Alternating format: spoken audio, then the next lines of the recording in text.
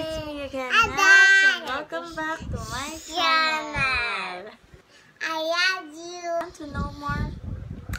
Just keep on watching.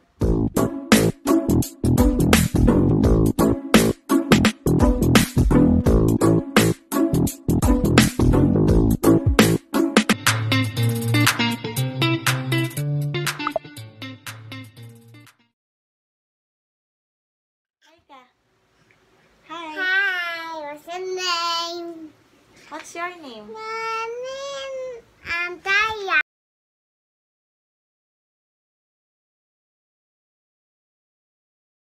So, before kami mag-start, gusto ko lang pong mag-thank you. Sobrang thank you! Thank you po sa mga nag-subscribe na sa channel ko. And sana hindi kayo magsama manood ng mga videos ko. A few moments later. Hello. Yan, let's start with my bag.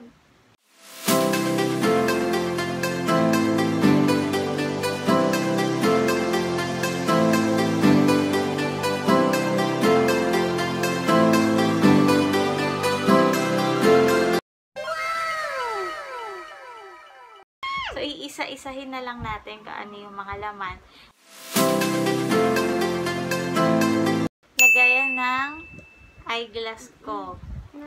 Tsaka yung lagayan ng earphone. So, earphone. All notebook. Powerbank. Ayan. So, ROMOSS shot.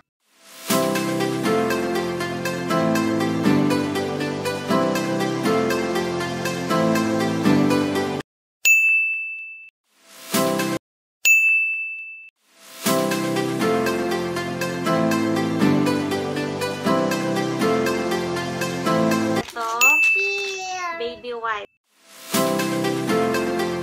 Ito. Toilet seat cover. Ayan. So, next, ito. So, meron din tayong, kung may notebook tayo, syempre, kailangan meron tayong ballpen. Meron akong organizer sa loob ng bag. So, pressed powder na Loreal. What's this? Alcohol.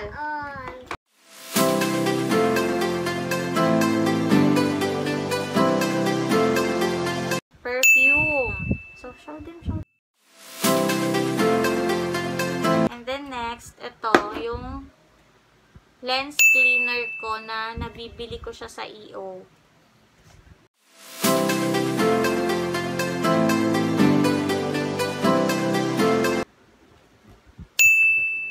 Yan. So, feminine mist siya. Mirror. Yan.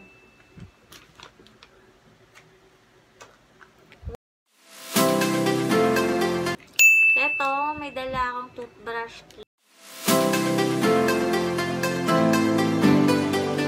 Headache ko nito. So, ano siya? Creation, Spa Essentials, Pain Relief Rub, Ginger and Tea. So, 50 grams siya. Malamig siya kapag ina-apply mo sa ulo. Nawawala yung sakit. Nalilesen yung sakit ng ulo. Kapag sumasakit yung dibdib mo or masakit yung mga muscles mo, yung paa mo, yung likod mo, ayan, ito yung magandang ilagay. Basta marirecommend ko talaga sa inyo guys na maganda talaga siya. Available siya sa Shopee and sa Lazada and sa Facebook may mga nagbibenta rin ng ganito. So, hanapin nyo lang yung yung mga legit na supplier or seller ng ganito. Kasi maraming fake na ganito. Yung fake, yung pagka-fake niya, yung iba, yung mga natatanggap nila is wax. Yung literal na floor wax talaga. Tapos yung amoy daw mabaho, ganyan. So, eto gustong-gusto ko to, yung color blue na Omega. Kasi, mas effective siya compared dun sa color yellow.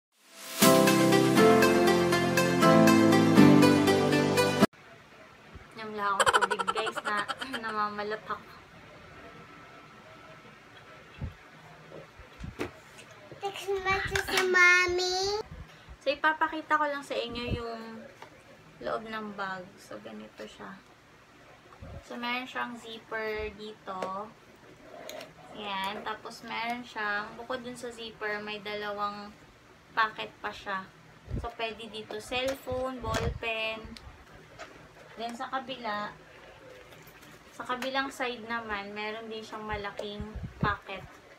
Pwede dito ko nilalagay yung card holder ko. Ayan. Tapos, extra cellphone. Kung meron ka, pwede rin siya.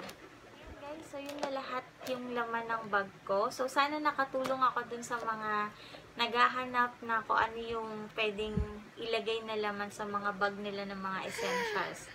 Okay? It's time to say goodbye! And see you on our next video!